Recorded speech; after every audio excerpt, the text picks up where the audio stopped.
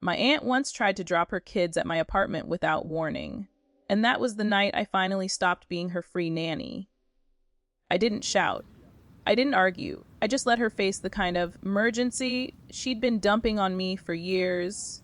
Except this time, it cost her real money. And honestly, watching her finally learn that lesson was the sweetest revenge I've ever had. If you've ever been treated like free labor by your own family, keep listening, because this one hits deep. If you love stories where unfair people finally get what they deserve, make sure you like this video, subscribe, and hit that bell. Trust me, you won't want to miss the justice in this one. I grew up as the designated babysitter in my family. Back when I was a teenager, I didn't mind it. My Aunt Linda had 2 kids, my little cousins, and I genuinely loved spending time with them.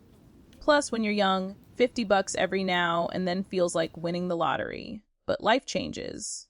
Responsibilities change. And so do boundaries, or at least they're supposed to. By 27, I had a full-time job. The kind of job where you come home drained, peel off your work clothes like heavy armor, and pray for an hour of silence before speaking to anyone. So I told Linda clearly and politely that I wasn't going to be as available anymore.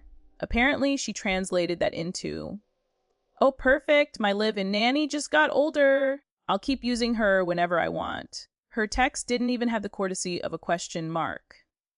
"Be here at 6 point. Kids are ready. Come now. Pick them up from school tomorrow. No, hey, are you free? No, do you mind?" Not even a fake politeness emoji. And whenever I said I couldn't, she'd launch straight into emotional manipulation mode. Family should help each other? You don't even have kids? You don't get how hard my life is. Some of us don't have the luxury of being selfish. Every text from her made my stomach twist. The kind of tight knot you get when someone doesn't just cross your boundaries. They dance on them. I tried being firm. I tried being gentle. I tried being logical. She ignored all of it.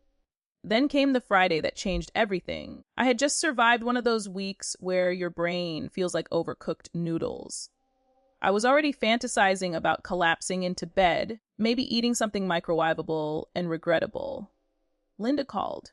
Not texted, not asked. Called? Because she knew if she texted, she'd have to deal with me saying no. "I need you to watch the kids. It'll be quick. Just an hour." I literally groaned. "Linda, I'm exhausted. I already made plans tonight. I can't." She inhaled dramatically, like she was gearing up for a monologue. "It's an emergency." I wouldn't ask if it wasn't. Please. And that word, emergency, that's what got me, because it forced me into the good person trap. If something was genuinely wrong, I wasn't heartless enough to say no. So I dragged myself over there. I showed up in worn-out jeans, hair a mess, eyes half dead, only to find her fully dressed up. Perfume on, bag in hand, kids running around the living room like nothing was wrong. "What happened? Are you okay?" I asked, because I still believed she had even a shred of honesty. "Oh, yeah," she shrugged, waving her manicured hand. "My nails are awful. I have a date later. Can't go looking like this."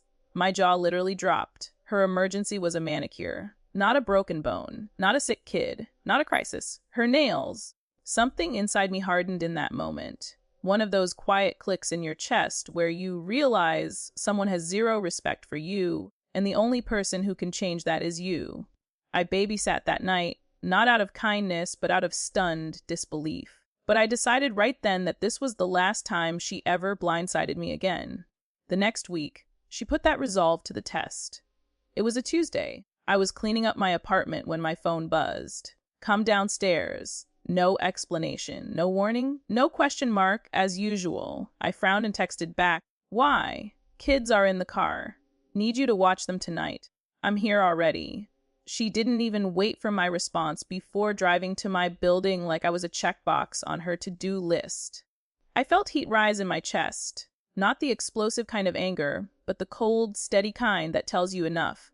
I typed back, "I'm not home. You didn't ask. Stop assuming I'm available."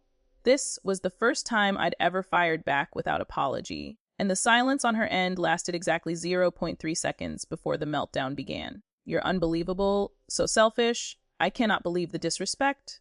After every thing I do for this family." She called 5 times, then 10, then more. It was like being attacked by a digital hornet nest. I put my phone on silent and let her wear herself out. And let me tell you, ignoring someone who's used to controlling you, that is an underrated form of revenge. 2 hours later, my phone rang again. But this time, it was my uncle. His voice was low, tired, apologetic in a way that made me pause. Hey, I'm really sorry about Linda. I didn't know she was doing all that. She shouldn't have put you in that position. We'll figure something else out. You've already done more than enough. For the first time in years, someone in the family actually acknowledged I wasn't the villain in her narrative. A week later, the consequences began rolling in. Linda had to hire a real babysitter. And as anyone who's ever paid for childcare knows, it isn't cheap. Every family gathering, she'd huff and rant like she was filing a complaint to the universe. $50 just for 2 hours. Can you believe these rates? It's robbery? Ridiculous? Every time, I'd smile politely and respond with the same calm line. That's what childcare costs. I wasn't being dramatic. I was being generous. She never had a comeback for that. Because she finally understood something she'd ignored for years. I wasn't her nanny. I wasn't her backup plan. I wasn't her property. And I definitely wasn't free labor. She hasn't asked me to babysit again. Not once. Not even a hint. Our relationship is shockingly peaceful now. Probably because she finally realized that boundaries aren't suggestions, and adults don't get to treat other adults like convenience items. Sometimes revenge isn't loud. Sometimes it's not a big, dramatic moment. Sometimes the most powerful revenge is simply no longer making yourself available to be used. If you ever needed a sign to stop letting people take advantage of you, this is it. Thanks for listening to this story. If you enjoyed this journey of standing your ground, make sure to like the video, comment your most satisfying boundary setting moment, and subscribe for more stories where justice finally gets served. Until next time, choose your peace and protect your time, and never let anyone turn you into their unpaid anything.